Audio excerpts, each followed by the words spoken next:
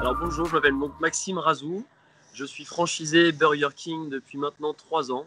J'exploite 7 établissements, 5 dans l'agglomération de Tours, un établissement à Poitiers et un autre à Blois. Écoutez, alors cette période de confinement a été très particulière. On s'est arrêté de travailler pendant de nombreuses semaines et pour des opérationnels, des exploitants de restaurants comme nous, c'est une période qui est très frustrante parce que nous, ce qui nous anime, c'est de recevoir nos clients dans nos restaurants, de leur faire plaisir. Et cette inactivité est totalement euh, un peu frustrante. Alors je vais vous montrer, parce que je suis assis dans la salle du restaurant, je vais déjà mettre mes EPI, mes équipements de protection, et je vais vous emmener dans la...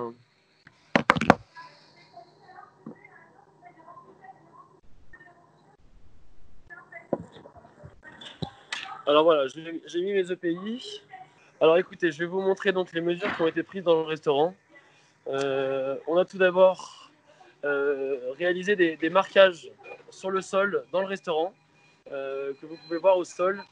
En fait, ces marquages-là permettent d'avoir de la distanciation entre les équipiers. Donc chaque équipier a sa zone. Ensuite, vous pouvez constater que chaque équipier a des EPI, à savoir une charlotte sur la tête, un masque et un tablier jetable. Et ensuite, on a des mesures qui ont été également prises au niveau du service. Voilà, donc on a le service au niveau du drive qui se réalise par une équipière sans contact. Donc on pose le sac sur un plateau et on donne le plateau directement au client. Il prend le plateau, le sac et non le plateau.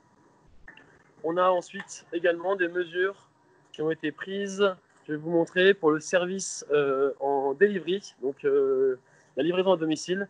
On a également une livraison qui se fait sans contact avec des tables sur lesquelles on pose des commandes qui sont prêtes. Et ensuite, les livreurs ont un distributeur de gel que vous voyez là pour se laver les mains et ensuite il peut récupérer directement la commande. Ensuite, je vais vous montrer également la zone d'attente pour les livreurs, voilà, avec des marquages au sol espacés d'1 mètre à chaque fois pour respecter la distanciation sociale. Et on a bloqué toutes les terrasses du restaurant pour que personne ne puisse consommer sur place. Alors écoutez, tout d'abord, il faut savoir que pendant le confinement, les restaurants avaient le droit de faire de la livraison à domicile et du drive. Mais notre franchiseur, donc l'enseigne Burger King France, a pris la décision de fermer l'intégralité des restaurants du réseau en France pour la simple et bonne raison que les mesures sanitaires n'étaient pas réunies à la fois pour les clients et à la fois pour les collaborateurs au sein des restaurants. Pendant ces longues semaines d'arrêt, notre franchiseur, donc Burger King, a travaillé d'arrache-pied pendant de longues semaines pour établir les procédures sanitaires, les tester ensuite dans une poignée de restaurants, les valider pour ensuite pouvoir donner le feu vert à l'ensemble du réseau.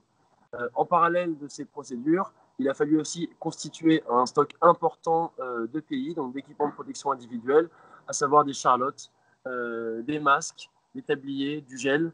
Voilà, dans le contexte qu'on connaît, pour pouvoir approvisionner plus de 300 établissements, il a fallu du temps pour constituer ce stock. Donc on a commencé à rouvrir les restaurants avec le feu vert du franchiseur à compter de début mai, avec des procédures établies. On a un guide de plusieurs dizaines de pages qui présente toutes les procédures, les équipements, selon toutes les situations, pour nous permettre d'ouvrir en totale sérénité et pour pouvoir à la fois rassurer nos collaborateurs ainsi que nos clients. Écoutez, comme je vous disais au début de l'entretien, nous on est restaurateurs, on exploite des restaurants qui étaient fermés pendant de longues semaines. Voilà, on est très content de retrouver nos clients au drive en livraison à domicile.